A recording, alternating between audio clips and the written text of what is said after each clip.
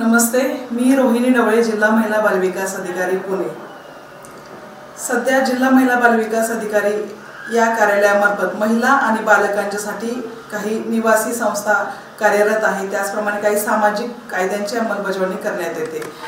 शून्य वयोगटापासून 18 वर्षापर्यंतचे जे मुलं आणि मुली आहेत त्यामध्ये प्रामुख्याने अनाथ, निराधार, निराश्रित, गरजू, संकटग्रस्त महिला आणि बालके यांच्यासाठी महिला व बालविकास विभाग प्रयत्न करत आहे आणि याच माध्यमातून त्यांच्यासाठी अनेक शासकीय योजना राबविण्यात येत आहेत। जसं की ज्या अनाथ निराधार मुलं आहेत तर त्यांच्यासाठी निवासी संस्था आहेत, बालगृह आहेत, मुलींच्यासाठी बालगृह आहेत आणि 18 वर्षावरील महिलांसाठी, मुलांच्यासाठी शासकीय राज्यगृह आहेत। तसेच जे विधी संघर्षग्रस्त बालक आहेत त्यांच्यासाठी निरीक्षणगृह ही योजना आहे। याचबरोबर अनेक सामाजिक कायद्यांची अंमलबजावणी या विभागामार्फत करण्यात येत आहे। हुंडा प्रतिबंधक अधिनियम आहे, बालविवाह प्रतिबंधक अधिनियम, कौटुंबिक हिंसाचार पासून महिलांचे संरक्षण प्रतिबंध अधिनियम यासारख्या अनेक सामाजिक कायद्यांची अंमलबजावणी या विभागामार्फत करण्यात येत आहे।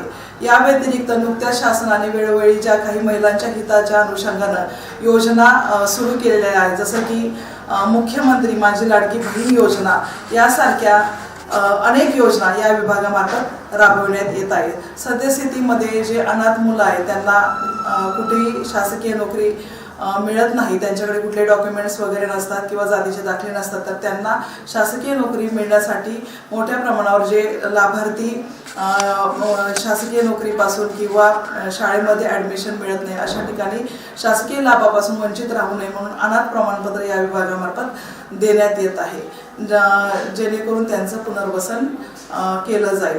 तर अशा अनेक योजना या विभागामार्फत राबवण्यात येत आहे। नुकताच आपल्या 8 मार्च जागतिक महिला दिन आपण साजरा करत आहोत। तर या जागतिक महिला दिनाच्या निमित्तानं माझ्या सर्व महिला व बालविकास विभागामार्फत मी सर्व महिला आणि बालके यांना महिला दिनाच्या शुभेच्छा देते। महिला दिन म्हटलं की महिलांचे हक्क, त्यांचे अधिकार यांची चर्चा नेहमीच होत असते। तर पुणे जिल्ह्यातील सर्व महिला यांनी आपले हक्क आणि त्यांचे अधिकार यांच्या प्रति जागरूक असलं पाहिजे आणि त्यांचे हक्क आणि अधिकार प्राप्त करून घेण्यासाठी ते सतत प्रयत्न त्यांनी केले पाहिजे। जर कुठेही त्यांना अडचण येत असेल तर त्यांनी वेळोवेळी महिला व बालविकास विभागाशी किंवा शासनाशी संपर्क केला पाहिजे।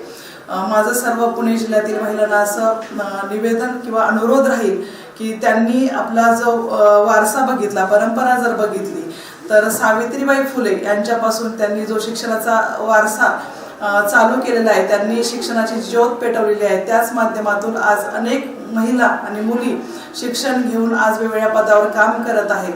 तर आपल्या अवतीभोवती जर अशा कुठल्या महिला असतील, गरजू महिला असतील, संकटग्रस्त महिला असतील, तर या सर्व महिलांना त्यांचे न्याय मिळवून देण्यासाठी, त्यांचे हक्क मिळवून देण्यासाठी आपण प्रयत्न केला पाहिजे। जर आपल्या आसपास अशी एखादी महिला असेल जी कौटुंबिक हिंसाचारग्रस्त महिला असेल, तिच्यावर कुठला अत्याचार होत असेल, अन्याय होत असेल, तर त्या ठिकाणी आपण तिला मदत मिळवून दिली पाहिजे। जर प्रत्यक्ष आपल्याला मदत मिळवून देता येत नसेल तर महिला व बालविकास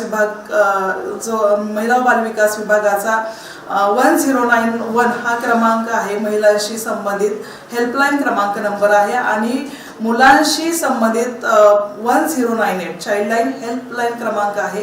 या क्रमांकावर आपण संपर्क साधावा। निश्चित त्या ठिकाणी या सर्व जे निवेदनं प्राप्त होत असतात किंवा ज्या तक्रारी प्राप्त होत आहेत त्या तक्रारींची निश्चितच दखल घेतली जाईल आणि आपल्या जिल्ह्यातील महिला व बालकांच्या संबंधित ज्या काही तक्रारी आहेत त्याचं निराकरण करण्याचं काम केलं जाईल।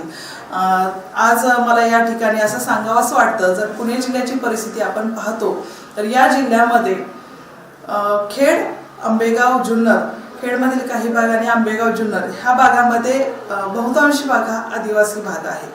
तर या आदिवासी भागामध्ये ज्या काही किशोरवयीन मुली असतील, महिला असतील, तर त्यांच्या संदर्भात भविष्य काळामध्ये म्हणजे येत्या काही दिवसामध्ये आमचा एक नाविन्यपूर्ण उपक्रम राबविण्याचा म्हणजे निश्चय आम्ही केलेला आहे।